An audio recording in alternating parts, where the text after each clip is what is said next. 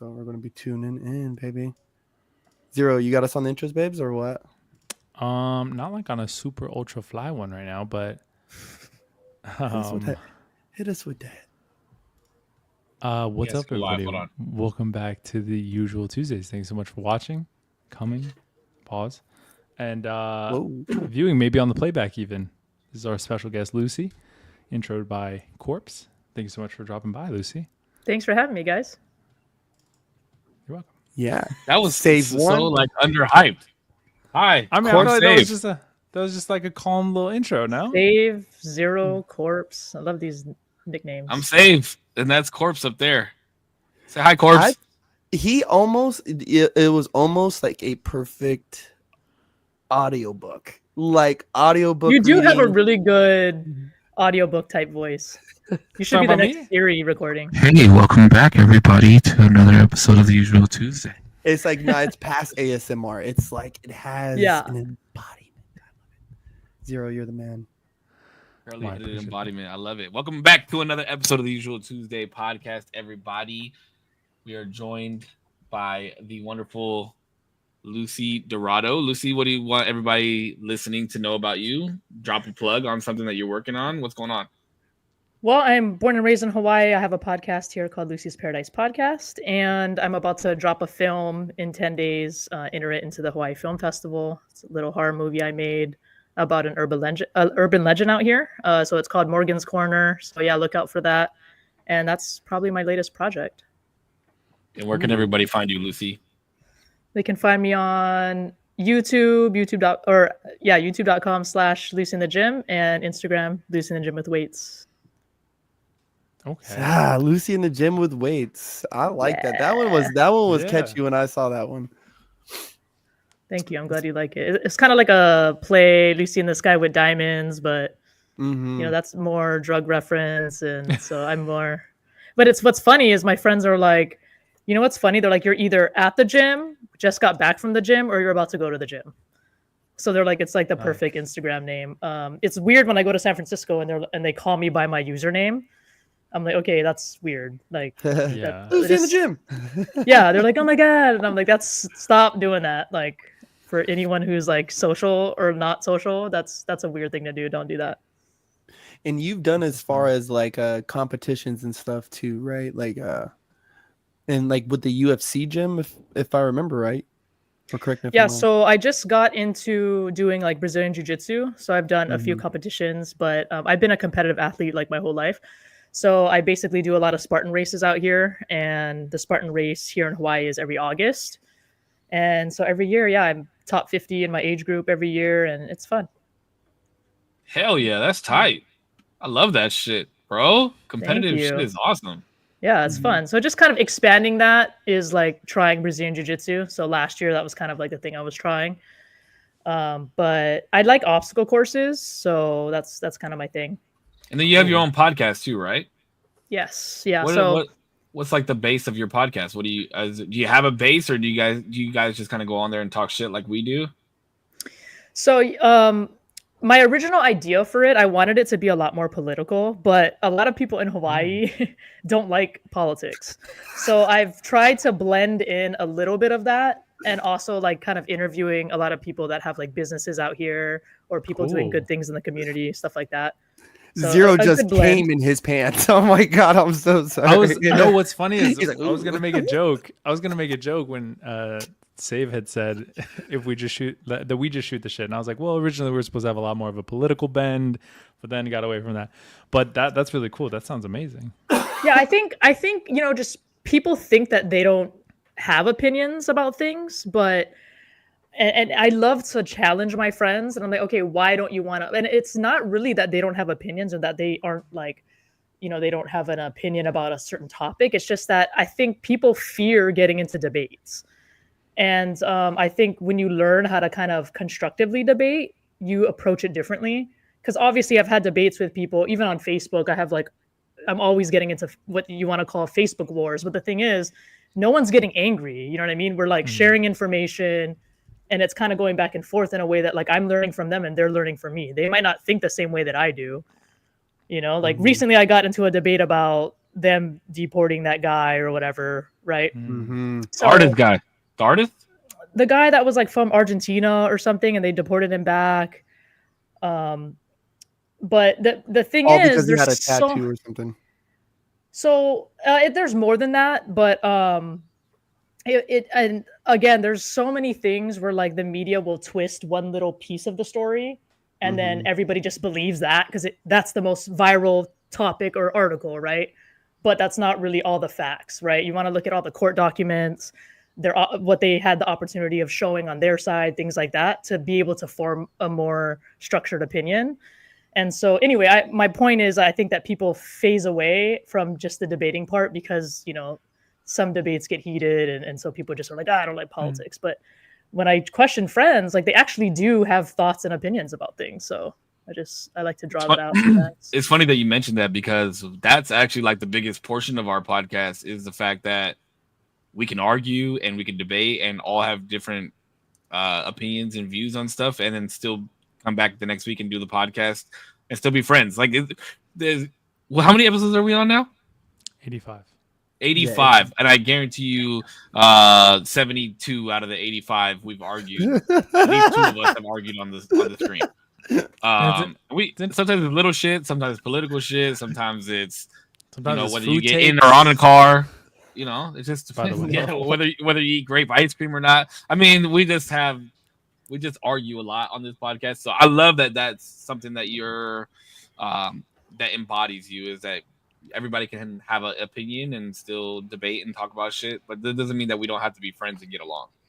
Right. Totally. Yeah. Yeah. We've come across a lot of that within the last couple of years where it's like, if you have different beliefs than somebody, then fuck you. And you don't need to be my friend anymore. I hate that shit. Like, be a fucking human being and just love one another. Yeah. I did have to block somebody recently only because I posted something that was not anything political. It was just like about my apartment building, and he like turned it into a political debate. And I was like, okay, that's annoying. Like, it's one thing if I bring up a political issue, but I'm talking about something totally not related. And he's like, oh, let me relate it back to something political and argue with you. And I'm like, dude, come on, that's annoying. Like, everybody has an opinion these days, and everybody. So I was just like, oh, I don't want to do it, but I was like, I'm just gonna add him to the block list. Jeez. Well, thank you for telling us a little bit about yourself. Okay, go ahead, D. What were you gonna say? Sorry, I was just gonna ask when trying to like form, if you don't mind me asking a little bit more on the political wave, when you try to form like your own opinions, do you tend to have websites that you already know you're gonna go check, or do you go, like you said, straight to the court documents every time and then kind of dig into those if they're available? Or I guess how does that process look? I mean, it's kind of just in my nature to really dig up facts. So I like looking at actual documentation, right? So court documents that were submitted through court, a lot of them, depending on what it is, are free to the public, or, depending on what the topic is. Or if you do know of people that are very good at researching, you can go that way as well and read your own stuff. I actually like to search like the opposite of what I might start thinking about something, just to see like what the opposing side is and like why they think.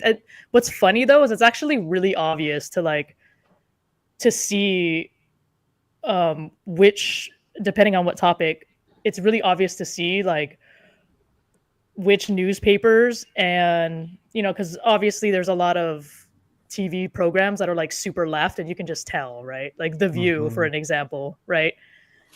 And love the ladies on The View. My favorite. I fucking love that. I love that show. You know what's funny? I couldn't remember what that show was called one time. I looked at my friend and I was like, what is that show called?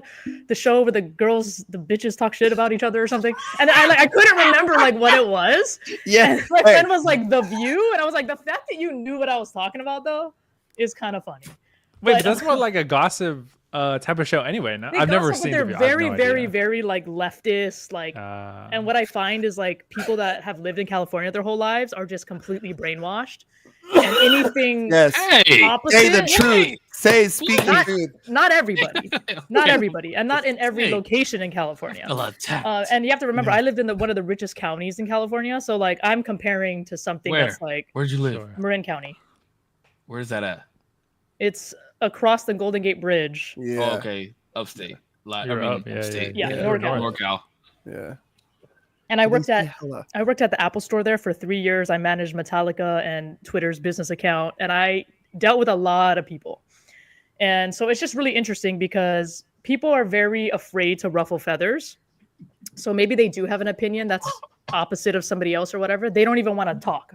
They'd rather just go on a podcast and talk about whatever BS because they don't even want to talk about their opinion.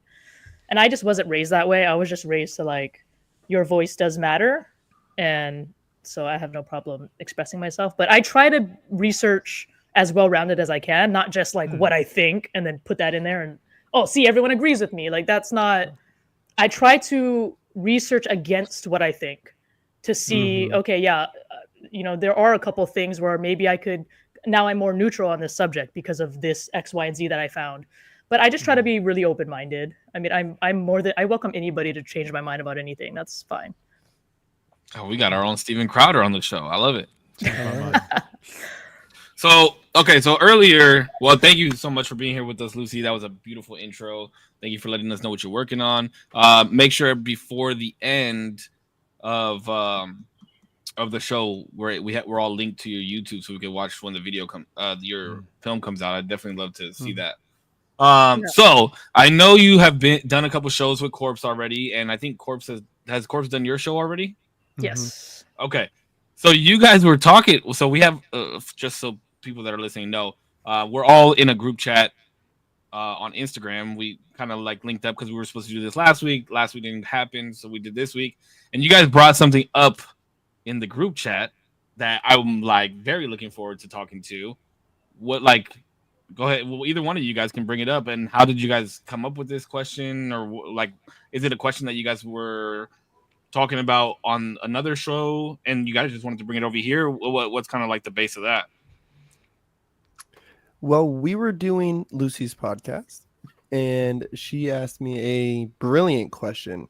And it was kind of surrounding something that, I mean, we've talked about at length on here, but it was around whether or not I would date somebody who did OnlyFans, right?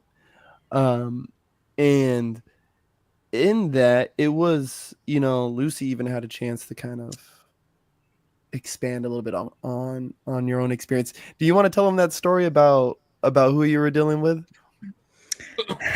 Yeah, so it's a good one. Recently I've just been really curious on a lot of my male friends' perspectives and things like that.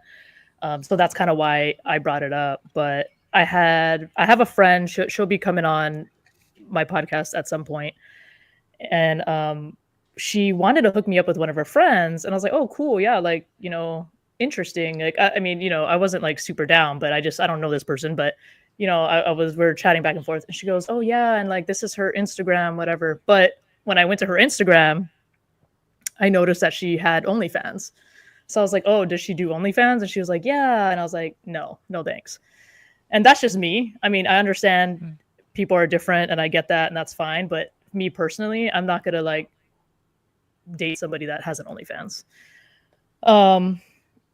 So that's kind of, I guess I mentioned that story. And then I asked him what he would think. Does he think it lessens somebody's value, for example? Because I've heard that on different podcasts.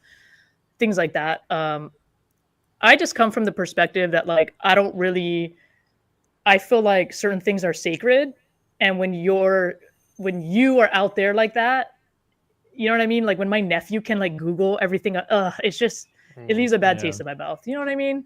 So it just kind of loses that sacredness for me, and so that's kind of where I'm at with that. But yeah. So then that also wanted me to go ahead, and there was 2 questions that I definitely wanted to make sure I asked. And I guess just going off of that is do you think that people can truly have sexual encounters with another person without an emotional connection, right? Well, hold on. What do you mean by sexual encounter? Because I think that is a lot of things. I will just go ahead and say full-blown sex, right? Let's just go ahead and take that bad boy the whole way. And there not be some kind of connection, right? Because it's still manning somebody's argument, right? Is when you can pose their argument. Is society will tell us that sex is just an act, right? That it's just an act, and it's two things that two adults do when they enjoy each other enough to do it, or they find each other attractive enough to do it. And as long as you're doing it safely, and healthy, that there's no problem. That there shouldn't be any reason to assume that there's an emotional connection with it when you can just solely do it because it feels good. That's interesting that you said that, because you just said society tells us that. Society didn't always tell us that, bro. When I was growing up, there was condom commercials. I think he means like currently. Yeah, currently. So that's like a new thing. And so that's why the question, that's why I guess to circle back and ask the question is so do you think people can truly have like a sexual experience with someone and not build an emotional connection with them? I mean, quite simply, like there are people that can compartmentalize things different than other people. So is it possible? Yeah. I mean, sociopaths also exist. So, I mean, you know what I mean? That's an argument there. So, I mean, yeah, definitely. Not everybody, you know what I mean? I still think it should be taken into consideration and should be something that, matters more than just, doing that with anybody. To me too, it's also like an energy exchange. So if you're going to be willy-nilly with energy exchanges with random people, like it's almost like just having a bunch of strangers in your house. Like that's kind of how I see it, So, but yeah, that's my opinion. So then how important would you think it is for you and your partner to, like, does your partner have to have the same outlook on sex as you? I mean, it would be ideal if they had the same outlook in terms of being monogamous, but they don't have to have the same opinions, right? I mean, if they live their life previous to meeting me and it was different, that's fine. But if then consciously entering into a relationship with me, and if they like are fine with being in a monogamous relationship, then that's okay. But yeah, they don't have to think the same way that I do. Like, so say the sacredness wouldn't have to be a focal point as long as the sacredness was the monogamy. Like this thing is sacred enough that I do it with you and you only. Like as long as you get that from them, right? Am I understanding that point properly? Right. Like I don't think I would align well with dating somebody that like wants to be in a polyamorous relationship, right? Because to them, they view sex in a way that's so different that they wouldn't even be in a monogamous relationship with me. So me pursuing them probably would be more of a waste of time, right? Or could end in heartache. So, but if they were like that in the past, and maybe after meeting me, they're like, you know what, I do want to be in this monogamous thing with you, then that could be something I could consider. But I'm glad that you brought up, guys, I apologize, but I'm glad that you brought up polygamy and monogamy, right? Because my next question I wanted to make sure I asked you was actually brought up with that point, and is do you believe that like porn has truly changed, or and adult content of that nature has changed the way people look at relationships? Because I've heard this argument of, is it polygamous because in technicality somebody watching it is technically having sex with multiple people after a while, right? Because they're enjoying the watching them and they are becoming aroused, and even all the way to the finishing line off this person, off all these different people. So how far, like, do you think that type of industries had that far of an effect or not? Yeah, I think so. There's a lot that kind of goes into that too, because then you're kind of getting on the point of like, is that emotional cheating or what, right? Which I'll kind of avoid that part of it, but the adult content part of it, yeah, I definitely think it has an effect. Like when vaping first started, like nobody really knew how negative the effect was, right? And then all of a sudden with Juul, they had all these lung issues and blah, blah, blah. I predict that's probably what it's going to be like. I mean, only now in this time has adult content been so out there where people are all creating their own OnlyFans and things like that, right? So we don't really know what that true effect is going to be until maybe 10, 15, 20, 30 years down the road. But they're already seeing a lot of depression, self-worth issues, PTSD, even for people that have done that type of work. So I definitely think it's something that will affect you psychologically. I think there's also, anything to do with objectification, right? Just from watching it. I think unrealistic standards is probably a big one too, right? Because if this is the content you're consuming at a young age, and you've never even had conversations about sex, this is what you think it is, right? And then I also think desensitization, which is if you're desensitized, it's just like when you're watching a bunch of videos online of people getting blown up. If you keep watching it repetition over and over and over, you're going to get desensitized to that. And what's funny is some of the top 4 things, top 4 steps for brainwashing are all of those things: isolation, repetition, the point is to desensitize you, right? So then you think that it's normal. So yeah, I definitely think it has a psychological effect, and I think it's gonna get a lot worse before it gets better. Say what you feel about that, baby. You seem like you got used to. You seem like you got a little. You seem like you got a little tight. No, I didn't get tight. I like what you're saying. No. I don't give a fuck. I've openly said on the podcast that I've watched porn. I watch porn. It doesn't bother me none. But I do agree with some of the things that you're saying, like that there are people that become desensitized to sex and how they view things, and I think that's a big thing, especially in society today. Like we were saying earlier, the society that we live in is just like go out and fuck, like go out and have a good time and just fuck as many people as you can and enjoy your life. Where like I don't believe in that. I personally don't believe in that. My view on sex has definitely changed within the last decade or so, and monogamy is very fucking important. Even if you're just like in the talking stage, right, or decide to have sex with one person, typically there's a conversation that happens with that, like, yo, if we're gonna do this, like, make sure it's just me and you. Let's have an open conversation if it's gonna wind up being something other than that. And then the other thing that you said, expectations. Oh yeah, expectations. For a long time, when I was like young watching porn, I genuinely thought that was there's not a man on this earth that has seen any type of porn and like looked down at themselves and been like, damn, I'm lacking. You know what I mean? Like, this is what it's supposed to look like, and I'm not even close to that. You know what I mean? All right, Damien, whip it out, dude. Except I'll for show Damien, you. Nah.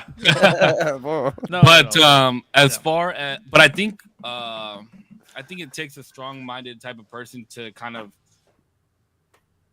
understand that it's fantasy and that's not really what it is when you actually have sex. I mean, I guess it can be for some people, but it's not what it normally is. And as far as like the emotional, what did you say? Well, emotional cheating, is that what you said?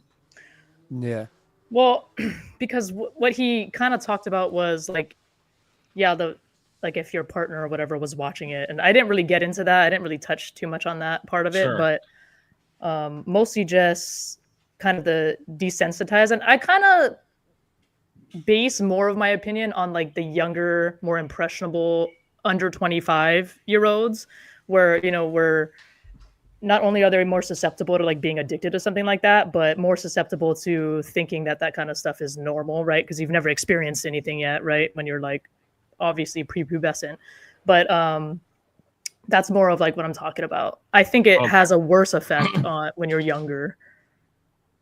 Yeah, no, absolutely. Oh, that's what it was. Korpsx said it's like cheating because you're sleeping with multiple people that you're watching or something like that, right?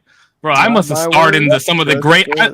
Did you catch my part in Titanic then? Like, or The Last Samurai? Like, that's. I think that's the biggest load of shit. Yeah, I mean, yeah, that's an interesting opinion. I guess it would determine like what your definition of cheating is, right? Well, here's the thing: is I got berated for that one time on the podcast because I said, "Can we define what cheating is then?" Yeah, because people do have different. Went crazy on me. People do have different definitions, you know what I mean? And then what's and this is the thing too, what's even crazier is because people that have followings and stuff have OnlyFans now, it almost feels like it's not a fantasy person. It almost feels like a real person, right? That you could like, because they are real people, right? But it seems like more closer to home is what I mean, right? When you can like comment on their Instagram and like they'll chat you back or whatever the fuck. I have no idea. I've never had OnlyFans and never subscribed to one, but I'm just giving you examples of like that feels more of a cheating than some 70s movie of some stars that are dead, right? Like I'm not messaging them or they don't have. Yeah, I feel like if you know take it the next, I feel like if you take it the next step and you're like living through that fantasy and like messaging people and then paying people for money. See, that's the difference. Is I think if you're like if you're in a relationship and you're subscribed to somebody's OnlyFans, you're like singling somebody out. You know what I mean? And like trying to communicate with them. That I could get. If you want to call that cheating, I can 100% get behind that. Yeah, if I'm on the hub and I'm scrolling to page 14 because I haven't found a video that I like yet, you know what I mean? Like that's to me, that's just a man in his thoughts. You know what I mean? Yeah. Listen, not my thoughts, just theories, just throwing them out there. You know what I'm saying? But no, I like that. I like when you can put a challenging, blurb and see what we think about it. It's interesting. What do you think, Zero? No, I mean I agree. I think you had Lucy alluded to like the whole process as kind of like the isolation and then the eventual process of making it normalized as like more of, I don't know if I misunderstood, maybe of more of like was it a cult that you used, like a more of like a brainwashing? So those are steps for brainwashing.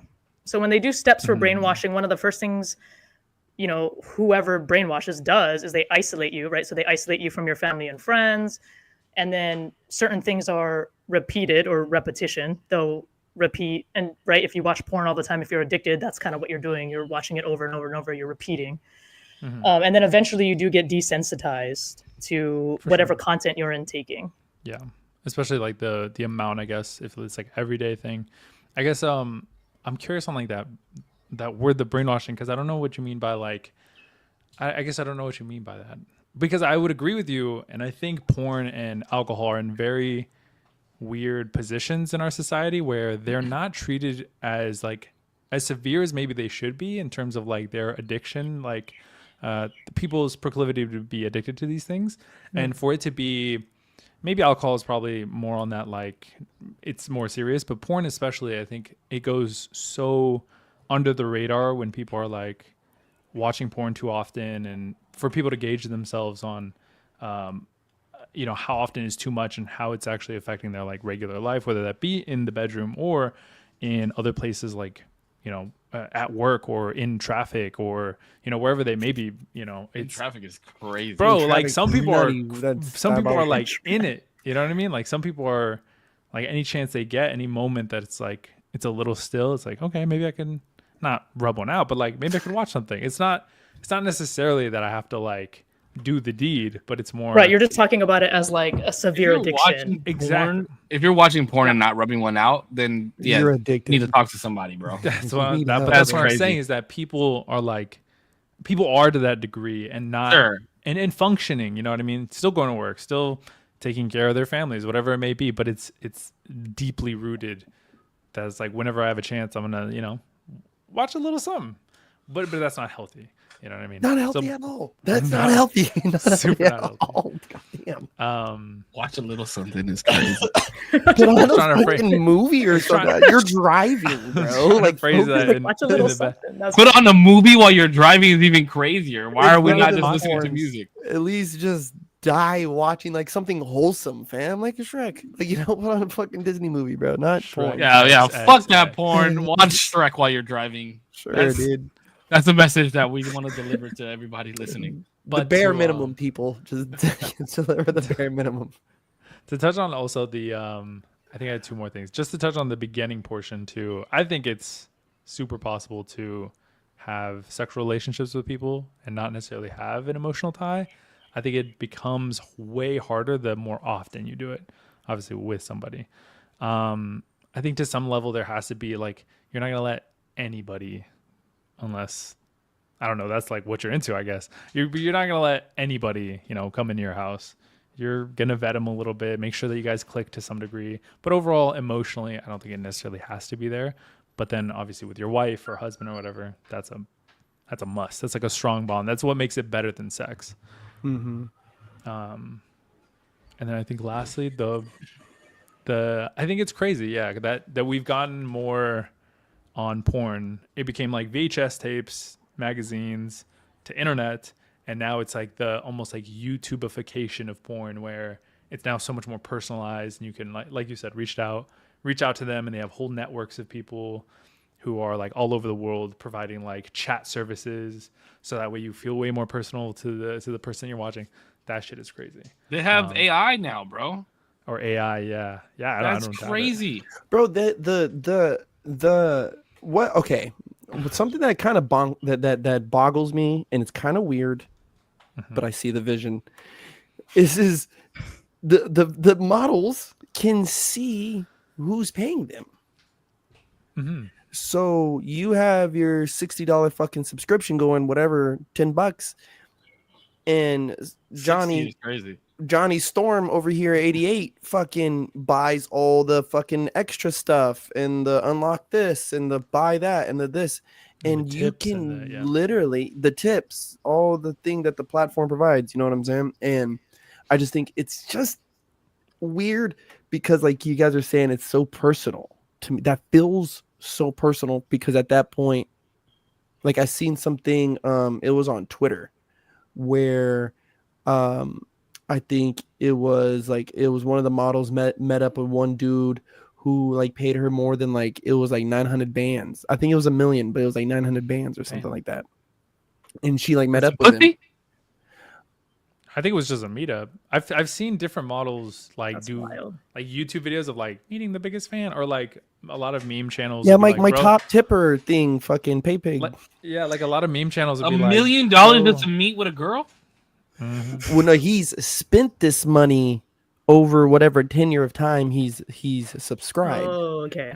Oh damn. Oh my fuck! Are you? So to me, that's just kind of. I think like I don't knock the hustle, but I think too what's sad and what sucks is that if there wasn't a market for this, it wouldn't be popular, right? So clearly there's a market. So clearly there's guys who are, you know, not confident in themselves maybe, or maybe guys that have lots of money that it's just never worked out. Maybe they like the bachelor life. Maybe they like just fucking blowing all their millions of dollars on girls that barely give them attention. I don't know the psychology behind it. Some people like that. Some people. I assume they have daddy issues or mommy issues to some extent. I can only assume. I don't know. Just imagine having that kind of money. You wake up like, fuck. Let me give her $10. I mean, you're not gonna, I mean, if I had that kind of money, you're not gonna be on the fucking internet. You're gonna be in front of me cooking some shit. You know what I mean? Like, that's fucking. If I'm spending $1 million, dog, we doing more than just. Imagine that you're here. Like, what is that shit? There's got to be some pretty young girl who would do that from. That's what I think of. Is like, bro, all that money, that's a lot of money. Like, even, I mean, and she's a young girl. So like this, let's just say she's 23. At best, this profile's at 5 years old, right? Like, and that's being crazy. This profile's 5 years old. So 900 bands over 5 years is a lot of money, right? It's what, 1 point something thousand, right? A year? Yeah, like 1.8.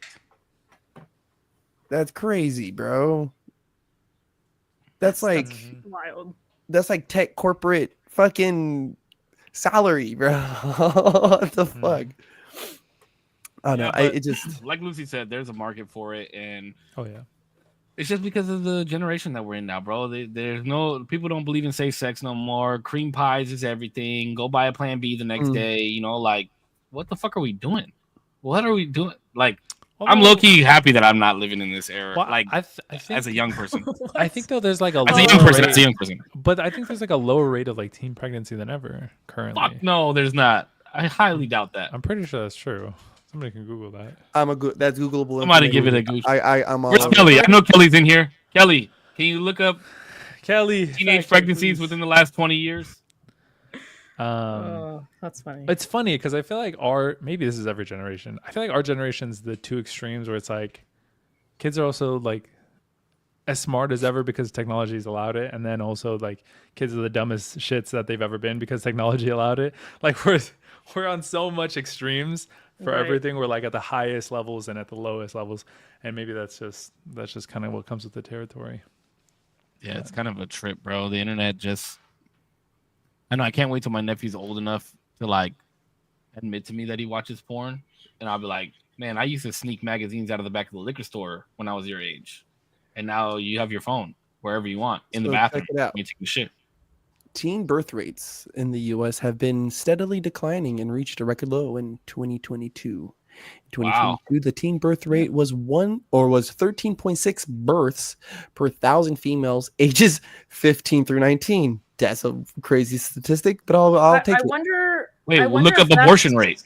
I wonder if that's because abortion is so much more available now. Yeah, now, look up abortion rate. But we're not talking contributing to decline is improved contraceptive use, including more effective methods, and increased use of multiple methods is a primary factor in the decline of teen pregnancies, according to Congress.gov.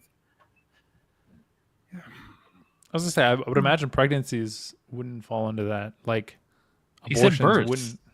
No, he said births. He said pregnancies, did you not? And he said successful births. That's the verbiage that you use reading that, right? Historical low teen birth rates have reached their lowest levels in the U.S. with the 2022 rate of 13.6 births per 1,000 females ages 15 through 19. But more contraceptives, it sounds like. Yeah, and methods. So I would. What's that side eye, Cisco? I would abortion, bro. Abortion is more talked about now than it was 15 years ago. But it also laid out the reasons. Yeah, I don't think it's as like frowned upon, right? Like, so it's not as frowned upon. I also like sex education has changed within the last, 20 or whatever years. Like, it's a lot more prevalent, like in middle schools and stuff like that. So that's probably. So here's a interesting fact that they also put out that I think there's a couple things too, right? Even just looking at this, because even though abortion, I know is going to be one factor. We got on abortion. But teen birth, right? Oh no! Wait, abortion is we're only talking about abortion for the sake of this portion of the conversation. We don't have to go any further than this. We also started on like OnlyFans porn, so it's like it's not that much of a. We're tracking. We're tracking. This just wasn't the Tuesday I thought I was gonna have. No, it never is. Not on here. There are significant variations in teen birth rates among states, with some states having rates less than 10 births per 1,000 teens ages 15 to 19 in areas like New Hampshire and Massachusetts, and others with rates of 20 or higher in states like Mississippi and Alabama. So the cousin fuckers are getting busy, but they also don't believe in any kind of contraceptives. They don't believe in any kind of anything like that. Yikes. Kelly Grigg, a fucking dub. Always coming through. Global rate. The global teenage birth rate has been declining steadily, reaching an estimated 39 births per 1,000 girls aged 15 through 19. I like how the global consensus is this is a teenage girl is 15 through 19. I'm glad you guys can get that together. Well, they also aren't taking into consideration like biological females either. So, that's an interesting take. That's an interesting take, but I'll accept it. I'm just playing. I think actually there's a issue with global birth rates actually being down, like collectively. Why? I thought we were talking about overpopulation before. I don't know, but that's been a thing I've been hearing. Like, what was it? I know they were saying that about Russia at one point. I think that is true, because I think like there's such a push for like this whole like single in your 30s bullshit, Yeah, and I mean, and then also the acceptance of like, I think there's a big acceptance too of like women, and especially because women are the ones who give birth, right? Like, they pursue the careers and forego the family, right? They say, I'm gonna chase the career, I'm gonna chase the career, which, I mean, do your thing, boo boo. But then at the same time, it's much different for men, because, women have just a natural a natural time. Like there's a natural time that, you know, maybe they overexert themselves into their career and they just never get around. Their body just doesn't allow them to procreate at that time when they're ready or when they feel that they're ready. You know what I mean? Yeah, that's why freezing your eggs is like popular now, right? I forget people do that. So it's not an exact science either. Like you could do that and it could be a completely waste of 10 grand. Wow. But I think that's all they gotta do is call up the guy that spends $900,000 on OnlyFans and he'll invest half of that into frozen eggs. Yeah, I don't think the girl who's wanting a family is the one that's on OnlyFans though, you know? I think here's where I ordering escargot or something. Jesus Christ. I think that there's a lot of girls that thought OnlyFans was like easy money. So they still want families and shit like that. And I don't think that they see the consequence behind it or the fact that a lot of men don't want women that are on OnlyFans. But they are chasing a bag and they're just Is that the consensus that men don't want a woman that has OnlyFans? If you would date a girl with OnlyFans, raise your hand.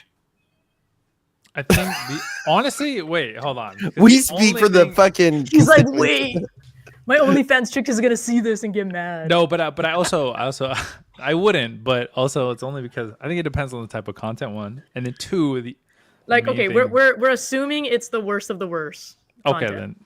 Yeah. They're like eagled out, bro. Everything's showing. Yeah, we're not gonna sugarcoat and make it like specific. It's just what is she doing? Just wearing bathing suits? Well, no, because what I'm saying OnlyFans? is OnlyFans isn't just like sometimes OnlyFans is just people in bathing suits, people even just photos naked and stuff like that. I think that stuff is probably pretty fine. The only thing photos naked is fine. So two things that one is like if they're getting slammed on every weekend, I'm like, all right, bro, I can't. Like, what if you're the one slamming them? Maybe, but this is what leads to number two, where I'm like, I for sure can't do it. Is family being able to like get sent that information or sent those photos or sent those videos? I'm like, bro, what my decisions are and whatever my significant other's decisions are, that's our business. If I could find a way to isolate them and like you can never see these ever forever. Maybe, but like, yeah, the fact that internet I can't do anything like that, yeah, it sucks. But yeah. So, in not so many words, no, you wouldn't date. No. But it's not because like, I can't do it. You can't sit here and tell me that you would be okay with multiple men knowing what your girlfriend looks like naked and paying for it. I don't know. I can be totally wrong and be in this situation. Imagine you're like at dinner with her, and then some guy comes up and goes like, "Hey, like great video last week," and then walks away. Like that would make you feel like some type of way. You know what I mean? Because you have no control over that. Especially but you said people that see that all the time. You know? Yeah. You said just naked. So what if they were just like, "Oh, I really like that picture of you where you were posing with a white flower," like. Come on, dog. You don't. I don't want anybody to know what my girl looks like naked. If it's up to me, champ. And if you can't believe for a second, right? This is my thing, right? And I know Zero. This isn't like you willing to die on this hill, but you might be. There has been people, bro. When I go to sessions, and I haven't been to a lot of sessions in a while, right? But I'll pop up and, hey, bro, I seen the usual Tuesday. Oh, I saw this. Oh, I saw the smoking section. Mm-hmm.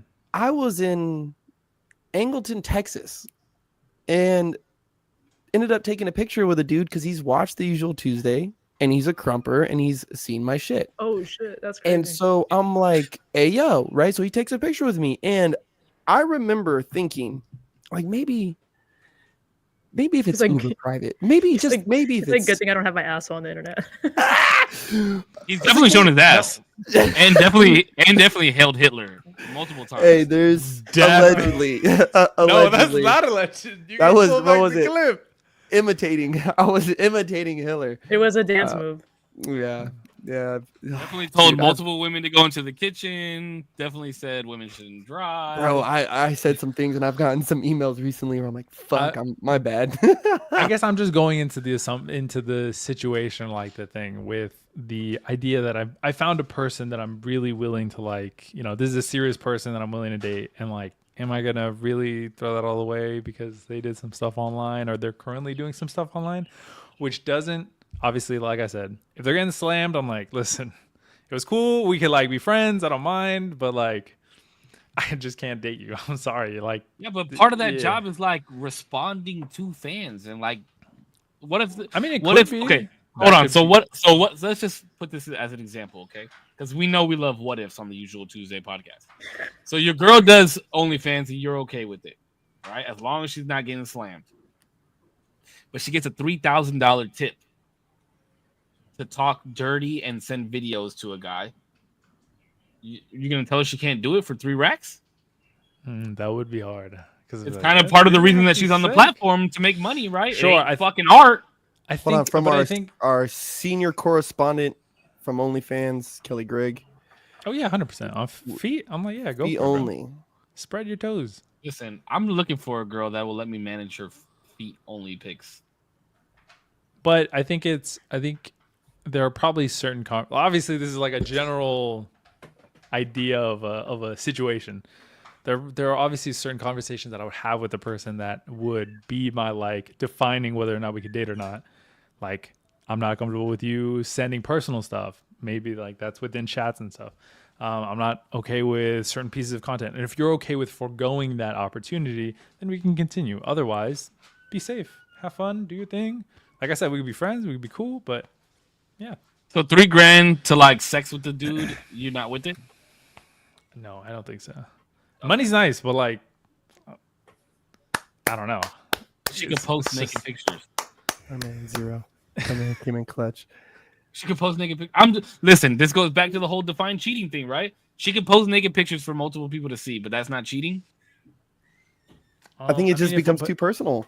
If watching porn is considered cheating, how can posting pictures of yourself naked for other people to pay and get not be cheating? I don't know if I would meld well with somebody who really genuinely thinks I'm cheating when I'm watching porn or something like that. Wait, so do you consider watching porn as cheating? I don't. Okay. Korpsx? Baby mad. Do I consider watching porn cheating? Yes. No. I just think as long as it doesn't I think as long as it doesn't page 14, you said? I think it doesn't, as long it's not cheating, right? Like as long as this is where I see, especially this is more of a uniquely, I guess. Well, I can see where it could be more of a uniquely a man's issue. Is as if when dudes start watching porn in preference of having sex with their old lady, you have an issue. Yeah, that's different. That's different. That's another level. Now, yeah, that's not what I'm asking. Well, wait. What? Because I think it's easy also for our brains to go to a dude who's just consumed by his phone and the porn sitting on the toilet. But I think it's also a problem if a dude, right? It's also an issue if old boy like is just no longer sexually attracted to this person anymore, or he just doesn't find them in that manner anymore, right? That I think that's a problem too, because you got to talk that out with your person, like, you know what I mean? And so I think as long as it's not crossing into those lines, you're straight. Like, you know, like I travel a lot, so I'm about to whack it off like as soon as I get to that hotel, fam. Are you kidding me? I gotta break in the new bed. Kidding me? Stu's like poking a hole in the mattress. He's like, room service, can you bring some extra towels, please?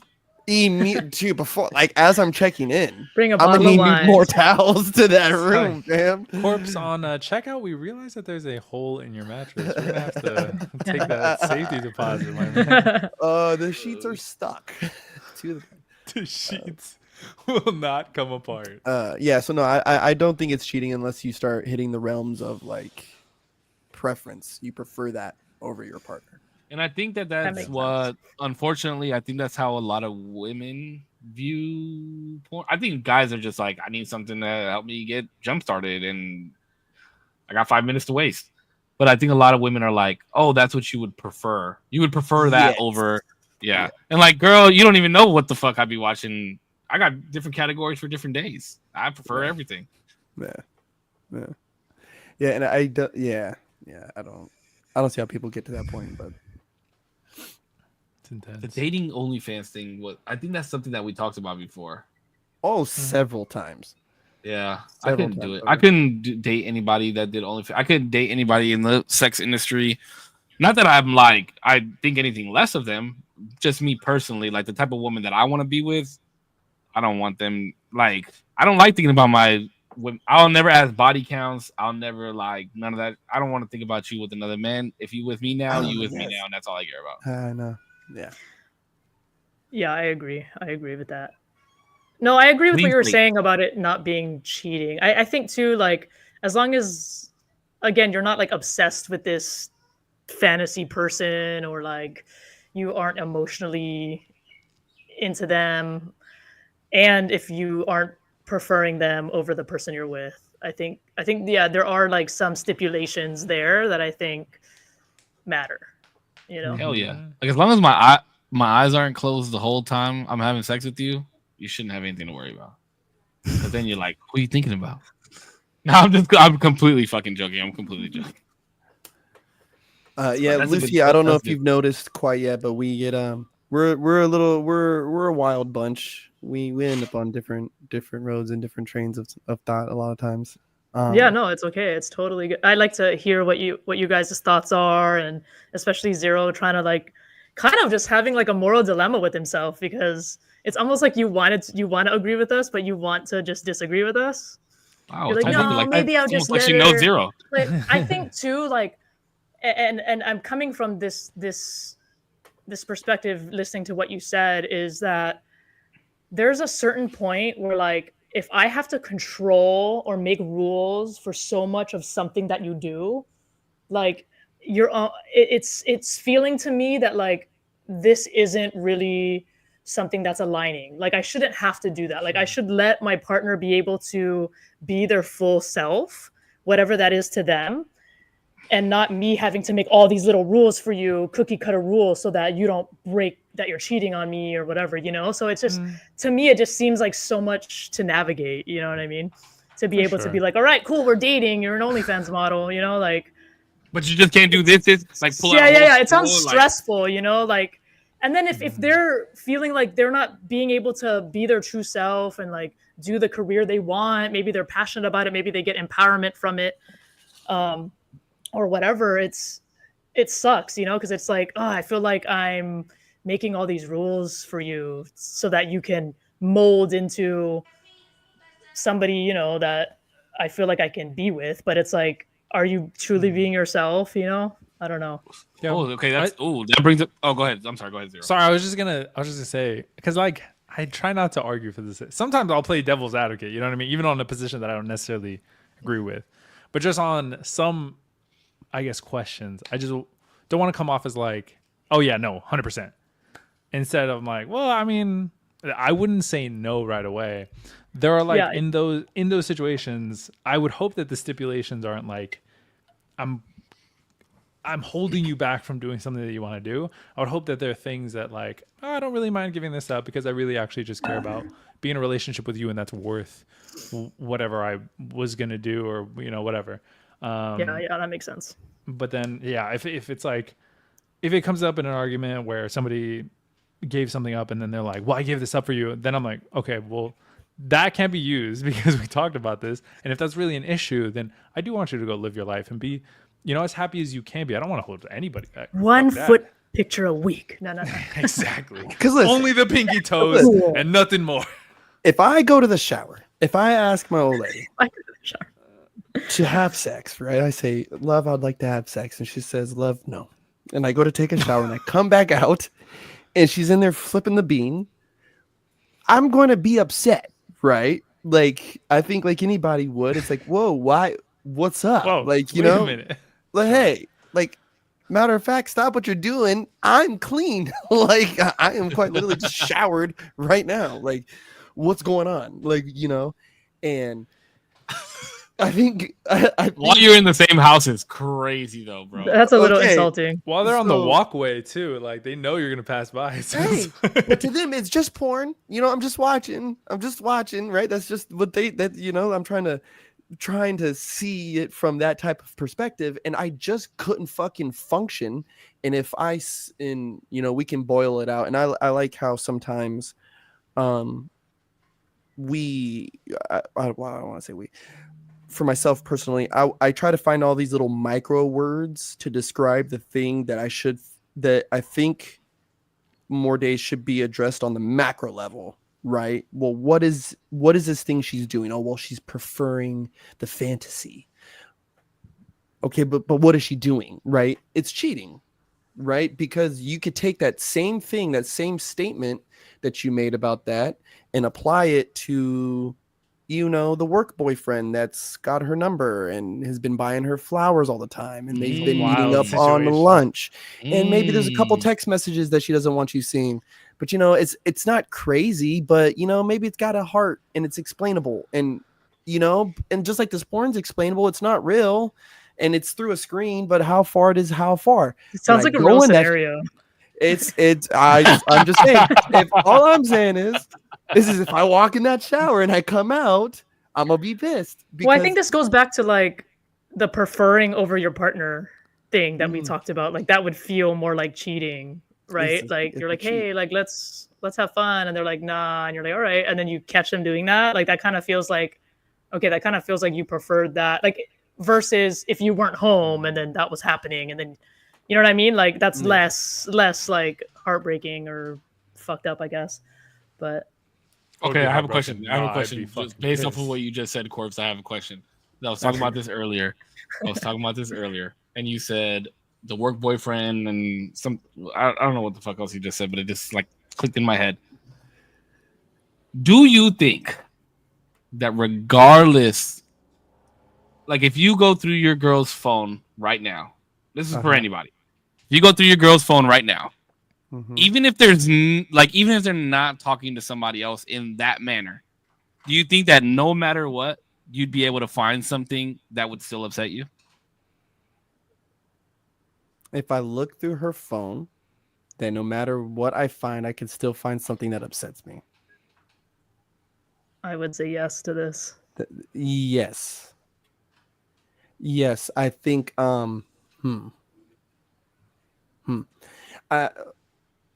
because I think when you rewind it from the beginning, right? When you're already going in there saying I'm looking through her phone because I suspect something.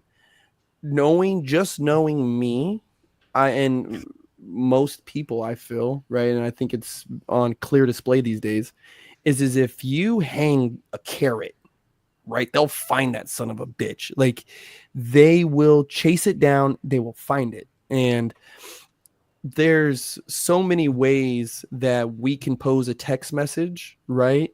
And every single way it can mean something different, right? Just based off of emojis, or maybe it's all in capitals. Just that's basic literature, right? The way you write something dictates the way it's said, dictates the way that it's felt and received, So I think going in, right, you use exclamation points for a reason, periods. Sure, okay, yeah. Right, question mark. I get what you're saying. You give me commas. And so they all commas? Right, all this shit. So that just goes into reading it. You go in there with the mindset you're reading something, no matter what, you will find something that upsets you. No, I have never met a person that dug through their old lady or their old man's phone that did not find something that upset them. Never. That never misses. No, I agree. I think I've said this to my current girlfriend. Like, if we've gotten to the point where we're needing to go through each other's phones, like a lot has gone wrong at that point. Yes, a lot of shit has gone wrong. That's facts. Yeah, Ron's gone wrong. It's all wrong, dude. It's going downhill, baby. I don't want the password to your phone. I don't want the password to your Instagram. I don't want the password to nothing. No locations. No nothing. I don't want it. I don't want it. I don't want it. You become obsessive, bro. I was really weird about location, more specifically because of my past relationship. And only recently, I don't think your location is inherently bad, but I could see why people don't want it. I didn't want it for the longest.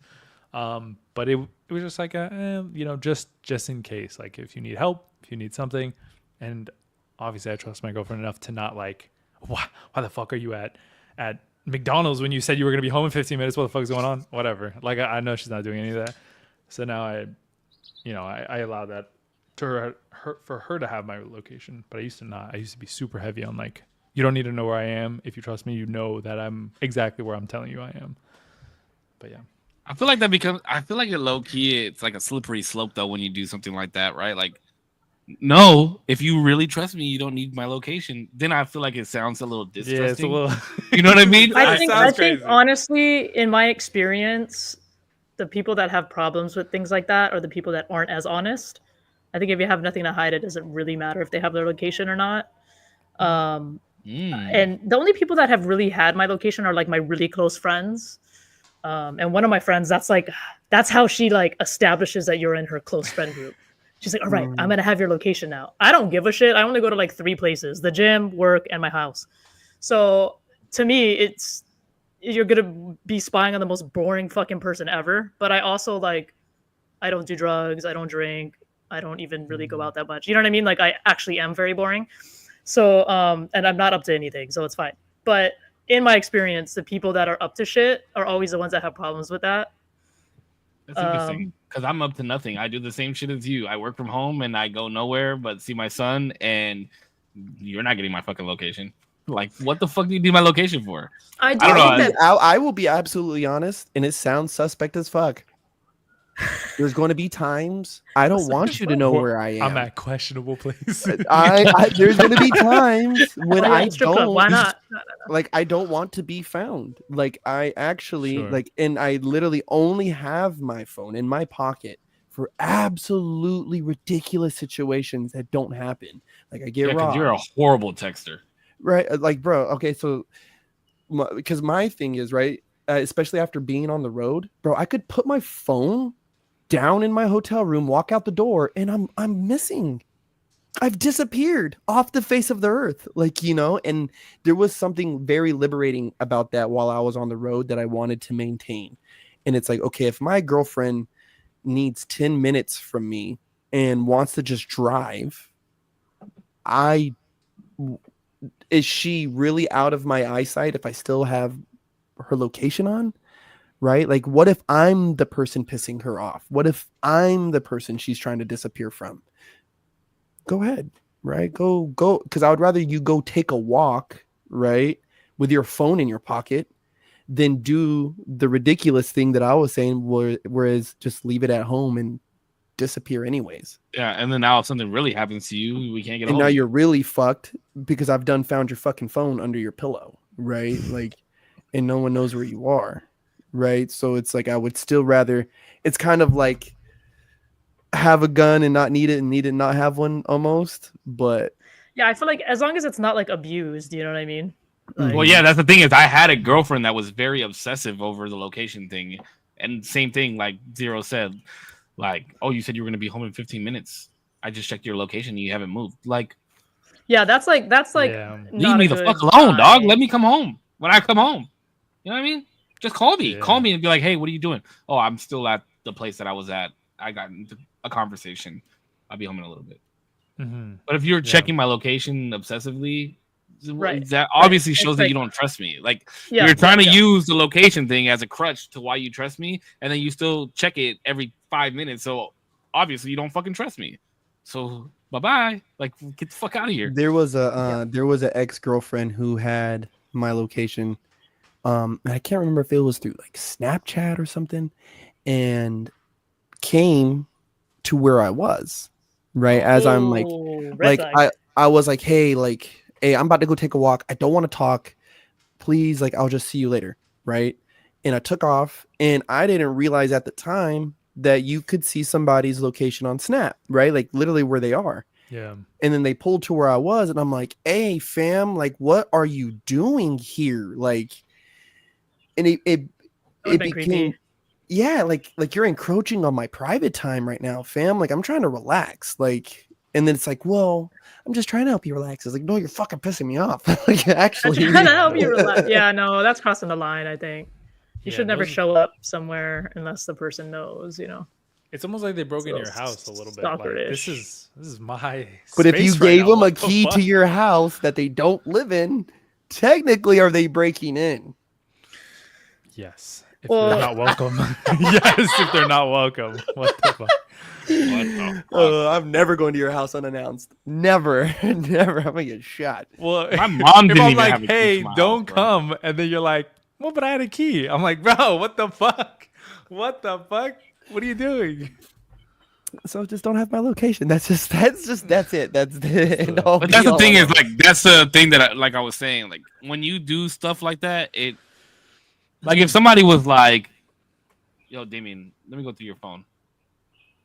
The way I know how you are, you're like, you would probably eventually give them your phone, but you'd be like, what? Like, why do you need my phone? Obviously, you don't trust me. Like, why do you... if they said let me go through, I'd be like, no, I would not give them my phone. Now it looks like you're hiding something. I don't give a fuck. Gaslight moment, 100%. Yeah, but like I think we've been through stuff like that to the point where like now I'm just wizened up to like I have nothing to prove to you. If you really think that, that's fine. But I'm not like, no. What the fuck? I'm gonna say something crazy. I'm gonna say something crazy, Ooh, and y'all might not believe me. It's crazy hour for Korpsx. But I think that there is a correlation between people being more open with posting their body online, right? With things where things of the invasion of privacy of like our cell phones and laptops. I think that there is some kind of correlation there. Because more and more, I have heard people make the arguments that, oh, it's their body. They can do whatever they want. Cool. But those are also the same people who will make a fat argument about, well, I should have your password to your phone. What's the problem? What are you hiding? And it's kind of like, well, what aren't you hiding versus what am I hiding versus what do I choose to keep private versus what you don't choose to keep private? Because the biggest argument that I hate with people is this, it's like a weird appeal to authority where it's like if you're not doing anything wrong, then you shouldn't be worried. But I get very concerned when somebody tells me that because it's like, but why do you want to know what's going on in there? Right? Like, what's your interest? What's piquing your interest? Because what if I do have a text message with Save where I'm bitching about my girlfriend, right? And I'm just like, but I'm venting. Yeah. And that kind of goes back to like, do you think you could find something? You know what I mean? I'm just telling you, yeah, what I mentioned about like, in my experience, like, you know, the people that are like so like anti all of that usually are the ones hiding something. But I'm not to say that like if I was in a relationship, I'd be like, oh yeah, I think we should have each other's passwords. Like that's stupid. Oh yeah, no, you know what I mean? Yeah, like you should be able to trust them, and if you have a concern, you should be able to talk through that concern. And if there's something relevant they think they need to show you, that's different. I'm never gonna go through someone's shit. Like I'm gonna trust you to be able to tell me what the information I need to know. I don't need to look at anything else. You know, or if I'm explaining something, I might be like, read this text message. What do you think about this situation? Blah, blah, blah. Like that's something else, you know? But yeah, I think you guys might have just experienced some real crazy girls, which I think we all have to some extent, where they preface that in a manipulative way, but it's not really why they want that. Because I had a girlfriend one time, and she's the reason I even put a passcode on my phone. I never used to have a passcode on my phone, right? This is like, you know, the first time I had an iPhone or whatever, years ago. But she got mad about a conversation I had with my brother because we have nicknames for each other and we like talk shit back and forth. And then we're like, okay, I love you, bye, or whatever. And it was my brother. And she was like, who's that? And I'm like, that's my fucking brother, dude. Don't be weird. Like my gay brother, you know? So we're going to, you know, make weird jokes or whatever, but nothing crazy. And then was mad at me, and I was like, "Oh my god, I have to put a lock on my phone because you're gonna get mad over a text with my brother? That's insane." That's wild. Yeah. Right. How long did you stay with her after that? Oh, we broke up like very shortly after that. Yeah, that's a good means to see. And I'd rather very toxic.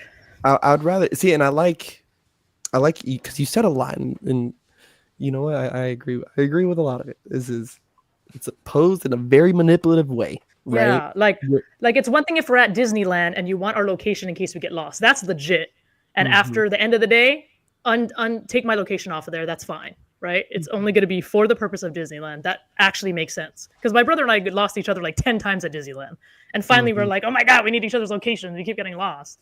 And that's different. But I don't think it makes sense to have my significant other's location 24/7. Maybe if they go to fucking Ireland without me, you know what I mean? Sure, whatever. But what am I really gonna fucking do with your location? You know? So well, how do I want to pose this question?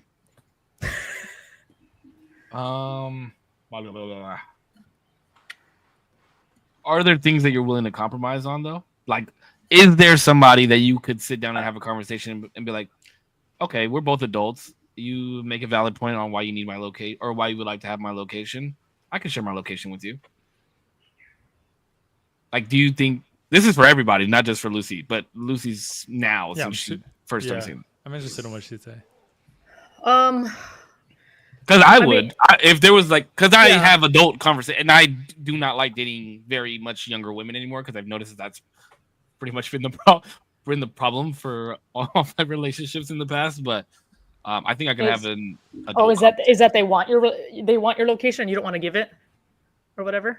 It's only been one or two, but yeah, that was like a big thing, and I did give it to the first person, and after that, I'm like never again.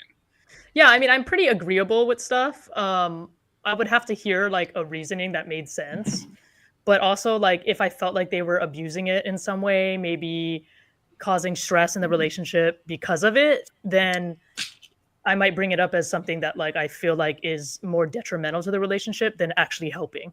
Like if you have my location, but you never check it, and then you get stranded, your phone's about to die, and I'm like, shoot, let me pull up your location, screenshot it before your phone dies, and that's what you use it for, that's a completely different justifiable way. That's more for your safety.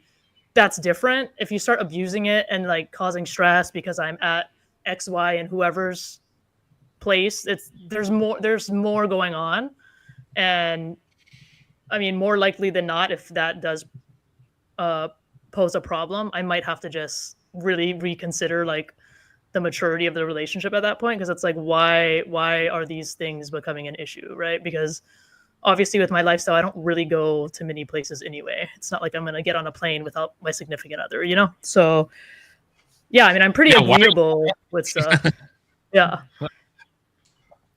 I'm pretty agreeable. I think it's fair, you know, to listen, because everybody's gone through some sort of and their own variation of like different traumas or experiences. And it does kind of suck sometimes because like you said, right, you went through a bad experience with one ex-girlfriend, and now, you know, like things kind of changed so that when you date newer people now, you kind of approach it differently, where you're like, my preference is to not share my location. And that's, you know, for you, that's your preference now, you know what I mean? Which is worth discussing, right? So that I would understand where that came from if I was somebody that was trying to date you and be like, oh, okay, trying to understand why you didn't want to give your location. So I think that's important, you know, and taking into consideration the experiences other people have had. Yeah, no, absolutely. That's called being an adult. No, that's really well said. What do you think, Zero? No, yeah, I think, remind me the question one more time. It was about the locations though. Compromise. Like, is that something that you'd be able to compromise on with the right conversation? I mean, it sounds like you have. Yeah, I have for sure. No, and mine was like really, like I never thought I would like. I trust this person that I'm with now, like with everything, and it was just I don't know, like a bad. Yeah, it was just overall a bad experience with the previous person and how they abused like knowing where I was, because they didn't even have my location. They didn't even have that. Just knowing where I was and then kind of abusing whether or not they were gonna like check up on me and stuff. That like was super weird. Yeah. Oh yeah, no thank you. And I didn't even find out through them. I found out through somebody else who was like, bro, sometimes she would have me like go with her and like make sure, and I was like, whoa, that felt so you know, in my personal space when I didn't even know anybody was watching me at the time. And so that was really weird. And then coming into this new relationship, I told her like as soon as the conversation basically went on, I'm like, I'm never comfortable with that. I'm never going to be, and I just don't want to do that. I don't want to share my location. And eventually, I mean, like I said, I trust her with basically everything. So, it just seemed like something that she kind of preferred to have, not necessarily like needed to have or whatever. It wasn't like an ongoing conversation every time. It was just like yeah, sometimes it's nice. You know, I go up to LA and she's like, I just want to, you know, make sure that you're okay, whatever. She, like I said, she still doesn't check it. It's more of just like if I ever need to have her pick me up or whatever it may be, she always has it. And so eventually I think I got over like maybe not got over is the right word, just like wanted to trust in that way, in a way that I never got to because it was kind of taken from me without even me knowing it was there, if that makes sense, that kind of trust. Mm-hmm. So giving it to somebody I really do trust, I think that was important. I wanted to do that. So that's I definitely think it's like super inappropriate for like new relationships, you know, because I feel like there's just a certain period in the beginning where like you're not really intertwined in that person's life yet. Mm-hmm. So there's going to be a lot of, you know, times where you don't know where they are. That's just kind of like what goes with the territory dating somebody in the beginning. But yeah, I definitely don't think it's something that I got a good one for you, Lucy, based off of what you just said and something that you said in the green room with dating. You remember? I do. I remember. I pay attention to all the little things. This is something that was brought up recently. Do you think, because it sounds like you're in the dating world and things of that nature, do you think that there is a period of time when you're dating somebody where they aren't their genuine selves? Oh, where they aren't their genuine self? Ooh, that's a good question. Yeah, you're like in date mode and you're like, I gotta be impressive and I gotta do this and do that in order to kind of set the hook. And well, hopefully nobody's like that, right? Because you want to like date you want the person to be genuine. You know what I mean? There's a question I like to ask on dates. I like to ask people like the most fucked up things they've ever done, or like the shittiest things they've ever done in their life. Like I like, don't tell me that you like what nice walks on the beach and you like sunsets. Like I want to know the worst thing you did for money. You know what I mean? Like I want to know like what your fucking flaws are, right? Because it's sure. Obviously I like deep conversations too, but that's how you really kind of know somebody. And but I mean, I'm sure there is some extent of dates or whatever of people that have not been their genuine self. You know, I'm sure there's some level of, and some people that are like that. But yeah, I don't think it's all people. I definitely don't think it's all people. I don't either. Like, I don't know. I was having this conversation, and I think for the three of us, like me, Zero, and Korpsx, just because we've been doing this for so long, that our genuine selves are really on the internet. So if anybody ever questioned if we were being genuine or not, like if anybody ever asked me, does Korpsx really think that women belong in the kitchen? Like, yeah, he just says that kind of stuff on the podcast sometimes. But if you really watch all of our podcasts, you know he's a genuine ass motherfucker that loves hard and loves his kids. And yeah, no, I agree. I think to an extent there is like a little bit of a performance that you put on when you go out on dates, just because you want to look your best, you want to make a good first impression. But yeah, I am definitely in the same ballpark as you. Like, I think I put my genuine self on as soon as I meet somebody. Kelly Grigg, our senior correspondent, also sometimes you can see or no cookie cutter answers that can be huge red flags when dating and seeing someone is being fake to make a connection, but we'll switch up later. Yes. I think we've seen that. I think that's to Lucy's point, and even kind of to your point too as well with the question save. I think it's important that when we're also courting people that we're aware of that, right? Like we're asking questions, but I do think and I thought in my head, like, you know what? Knowing the worst thing you've ever done for money is infinitely more important than what your fucking favorite color is.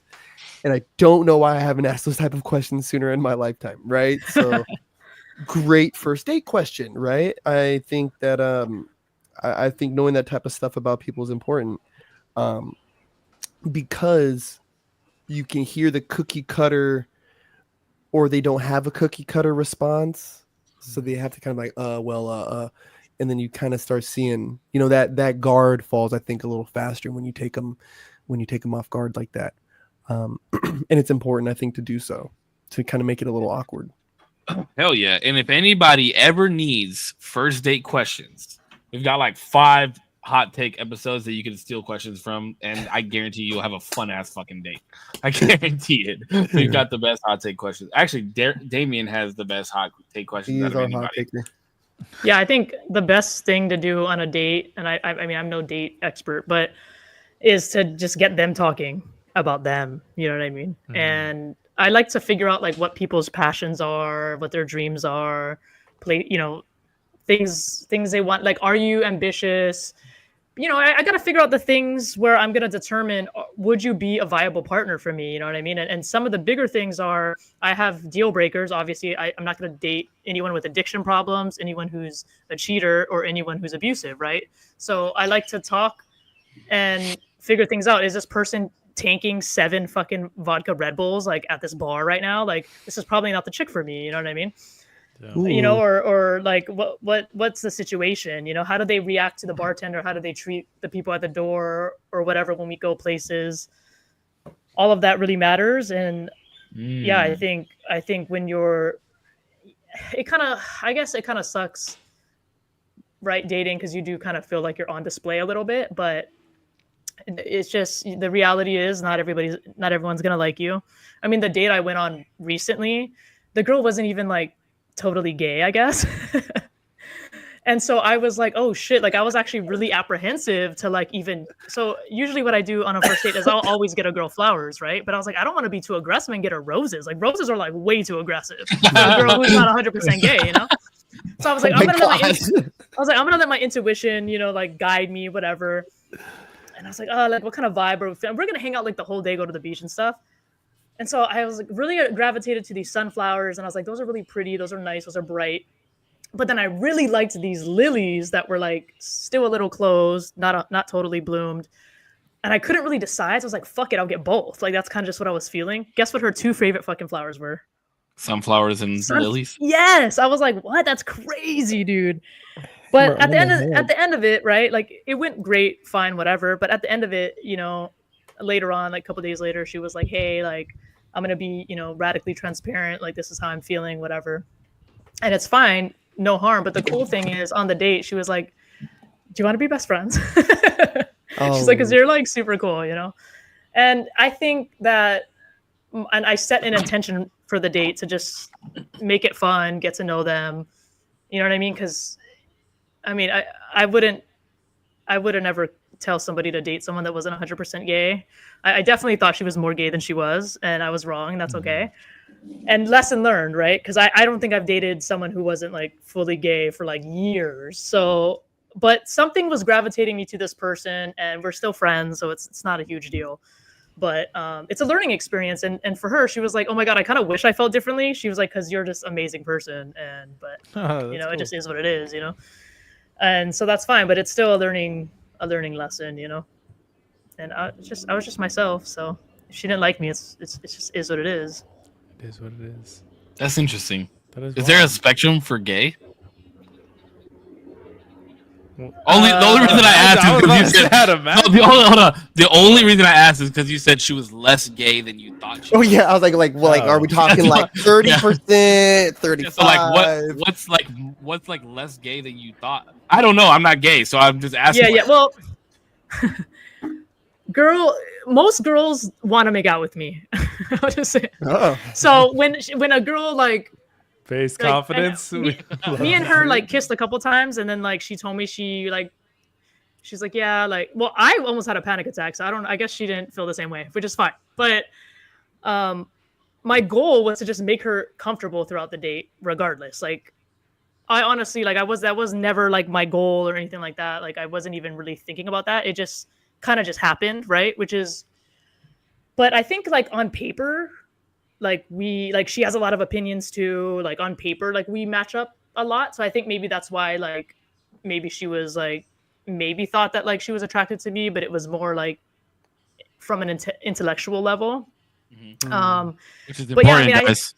I think that the sexual attraction matters, right? So if you're a girl and you're like, oh, I don't know if I'm gay or whatever, and you go on a date with a girl and you make out with a bunch of girls and you don't feel anything, then you're just not gay. It's not a big deal. You know what I mean? You know, like I'm not gonna shame her, you know, or like, or whatever. So it just is what it is. Like at least she gave it the chance and we took the opportunity, you know. You guys are still cool. You guys are still friends. That's cool. I love that. That's really cool. I had a question on whether or not it could be about dating or anything like that. We had kind of mentioned hot takes before. Do you have any hot takes that you think that you bring up to maybe friends that are like, whoa, I don't agree with at all, but you're like, I swear by it. These are just my hot takes.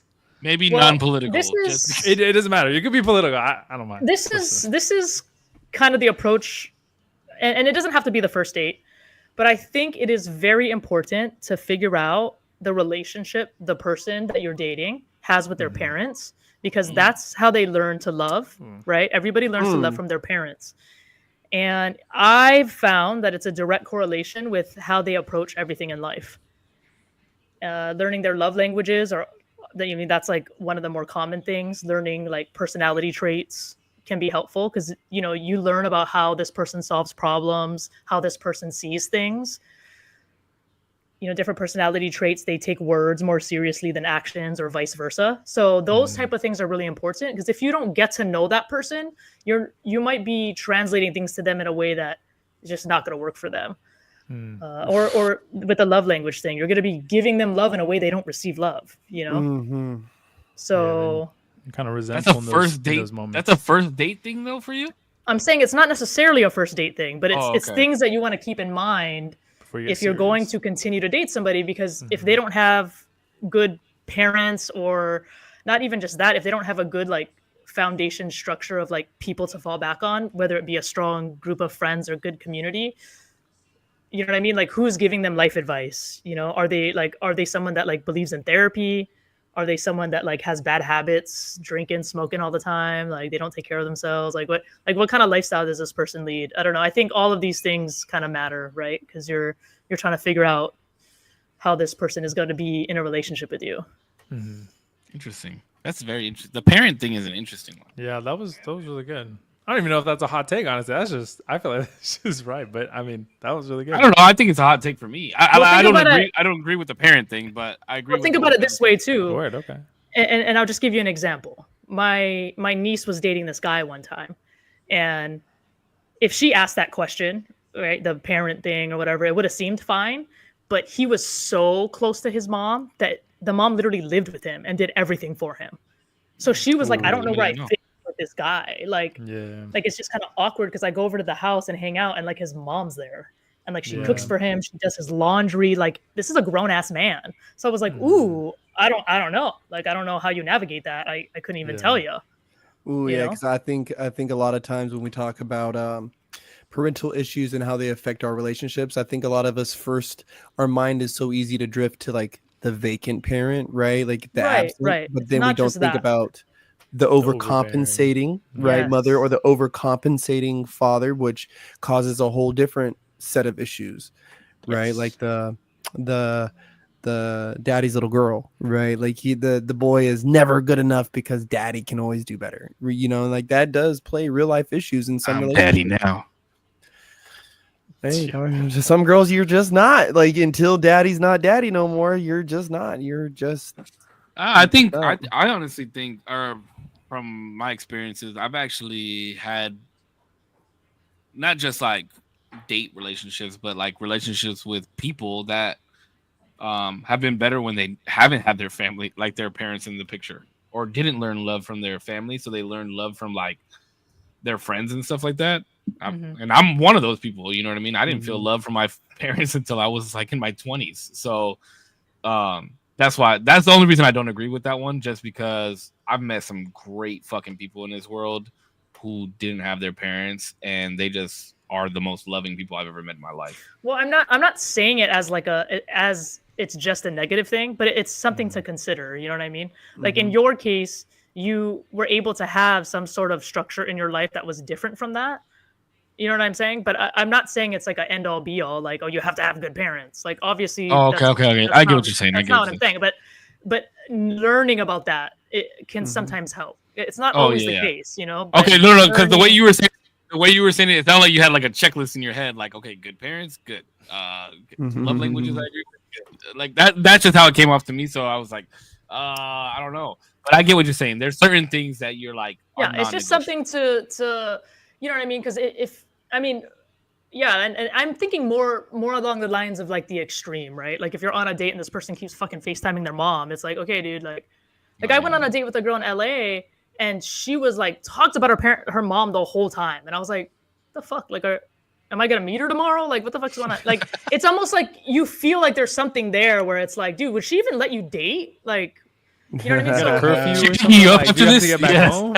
It's more for learning, right? Because if you marry them eventually or whatever, right? Like, you're gonna at some point marry into that family. So like learning about that dynamic could be something that might hold some water or not, right?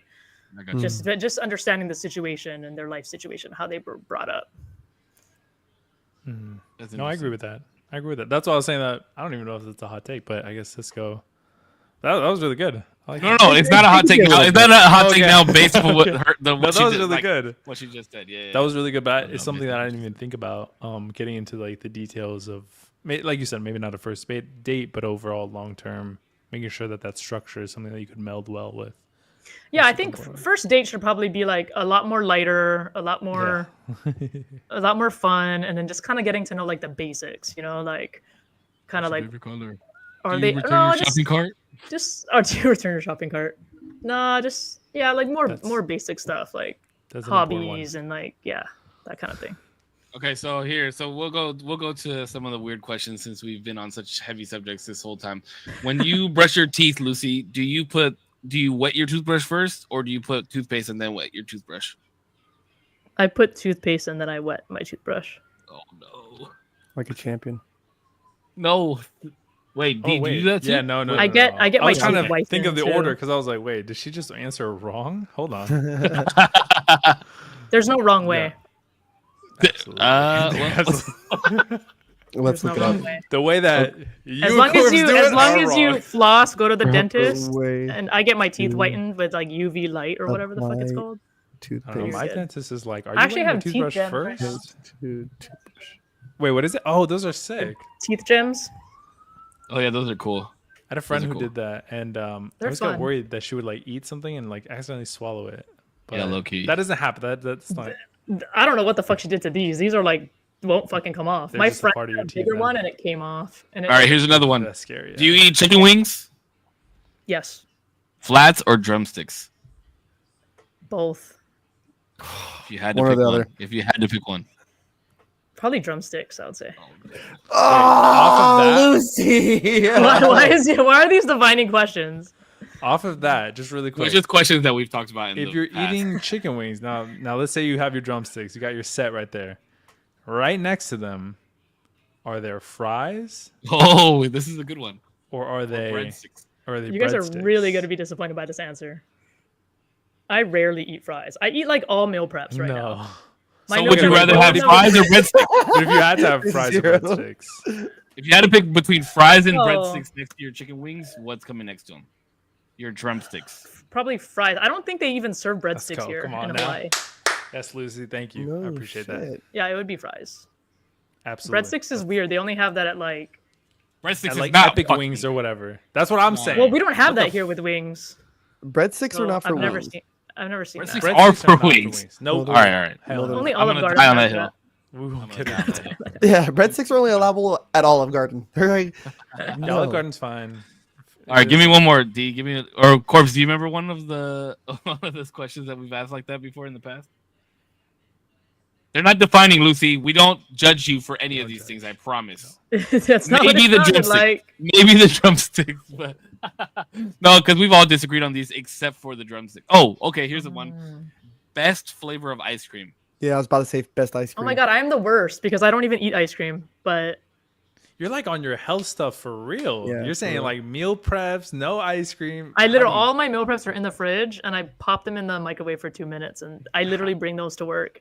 I do want to hear the answer to the ice cream, but I was gonna ask how long you've been like I was gonna say like this, like it's a thing, but I just mean health conscious. Like it sounds like you're in it, locked the hell in, and I love that. I want to get to that, but I just ate some ice cream just before this. That's why he was late. That's why he was late. I had to shower because I got so messy. It was just all over. No. I definitely do fuck with like chocolate chip or ube. They have an ube. I don't think they have that on the mainland. Ooh. Yeah, we do. Yeah, Hell yeah, we do. Yeah. Okay. Hell yeah, we do. It's kind of rare. If I were to eat ice cream, but I don't. Well, I mean, I still make room for life. I just don't have that stuff on a daily basis. Okay. What about this? What about worst flavor of ice cream? Probably coffee. Whoa, that's wild. That's a good one. I like that. I like that answer. That's Or like any of the protein ice creams are like disgusting. Like I much rather just eat regular ice cream or like yeah. Yeah, they don't sound good. Yeah. So how long have you been on your fitness journey? On your fitness thing, yeah. For a while. No. Yeah, a while. Is it mostly are you doing like forgive me because you said you were doing like a movie and then you also have the podcast. Are you doing like gym content as well, or is that just like personal, like you just do that on your own? So I do train some clients. It just depends on what's kind of going on at the time. I like to train people to do obstacle courses. So obstacle course racing, something like that can take, if you're someone that's never done one, you're probably looking at 3 to 6 months, maybe a year, depending on like what type of physical shape you're in. But those are the people I gravitate to, or the people that are more in the competitive space. So they want to do it. They want to do it like that. They want to do something competitive. I recently had a client that was an older male, but he was having real issues with balance. And, when you're older, your balance is going to be shittier, especially if you're not flexible. Your flexibility has a direct correlation with like your ability to fall more. So I was working on that with him a lot, and he just made crazy improvements. I mean, this dude couldn't even stand on one leg for like 5 seconds. Like it was that bad, his balance. Ooh. Yeah. So that's wild. Yeah. So I try to have like a very holistic approach to training because just within my own experience, there's a lot of synergy, body, mind, spirit, all of that has to be able to be in alignment for you to be at your top physical peak. So it's not just about eating well, but it's also about being able to get sleep, resting your body, being mentally, less stressed to be able to do whatever competition or show you're doing. So I always tell people like, if it doesn't sound like a fun thing to do, or it doesn't sound like a fun competition or a fun race, like you're kind of starting off on the wrong foot. You want to do something that's going to be fun for you. And at the end, you're going to feel accomplished. So, and you want to start out small and then you want to kind of build from there. So if you're someone who just doesn't work out, it might be smart to start doing something where you're going to the gym maybe once or twice a week just to get you in the flow of it. Because the number one reason people stop working out is they get too sore too soon, right? Because you go into the gym and you do like every single body part and then you're so excruciatingly sore, you don't ever want to go back. And then a lot of people suck at cooking. So if they can't meal prep their own food, they're just going to eat out all the time. Yeah. So those are the two top things. And portion sizes. Here in America, we have like the worst portion sizes. Yeah. So if people can watch kind of those three things, a lot of the times, I can train anyone to build to do whatever it is that they want to do. You just have to really want to do that bad enough. And so, yeah. So I've been doing it a long time and I enjoy it. And just for myself, I do a few races a year and then I'll do the Spartan every year here. And during COVID, I won a Spartan race and then I got invited to the Spartan Championships in Athens, Greece. I wasn't able to go because the Army thought they were going to deploy me and they didn't end up deploying me. So that kind of sucked. But so you're military? I was military. Thanks for your service. Yeah. Is that why you're in Hawaii? That's how you wound up in Hawaii? Well, I am born and raised here. Oh, okay. But I did get stationed here. Yeah. I got stationed here and then I just stayed. So, yeah. And I think, I think too, like really, what it really comes down to is when I was 16 years old, my dad got prostate cancer, and I spent a lot of my younger years taking care of my sick father, and so that really pushed me into kind of the mindset of wanting to live forever, in a way. And I just think that as somebody in my family, I have a responsibility to be healthy for my nephews and other people, members of my family, of in a way that I wish my dad kind of took seriously, because there was a lot of points where they were like, hey, you gotta like change your diet, you gotta do this, and my dad was never willing to make any type of changes, and I believe he could possibly be here longer if he took a lot more of that into consideration, maybe took it more seriously. So instead of waiting, right, for a bad result, I just kind of, me and my brother are very like motivated to like work out and stay a lot more healthy and kind of stay within that realm. That is really cool That's to awesome. see. Yeah, I like that a lot. Mm-hmm. Yeah. So it's hard for me to find a partner, because when I meet somebody, if they're not healthy to some extent, it makes it hard, because I also don't want to like repeat this cycle of like taking care of somebody who's not healthy. You know what I mean? Yeah. So I tell people that I'm like, hey, if you're, you don't have to be perfect, but like if you at least are pretty healthy and you work out, this is more likely going to work out. If you're not that, it's probably not going to work out. That makes sense. That's And smart Lucy, too. remind us, Yeah. when is your movie releasing? So that's a good question. So I'm entering it into the Hawaii Film Festival on the 25th of August. So that's in 10 days. And I'm not really sure. I think in around September, October, that's when they have the actual film festival, and they'll let everybody know like which films.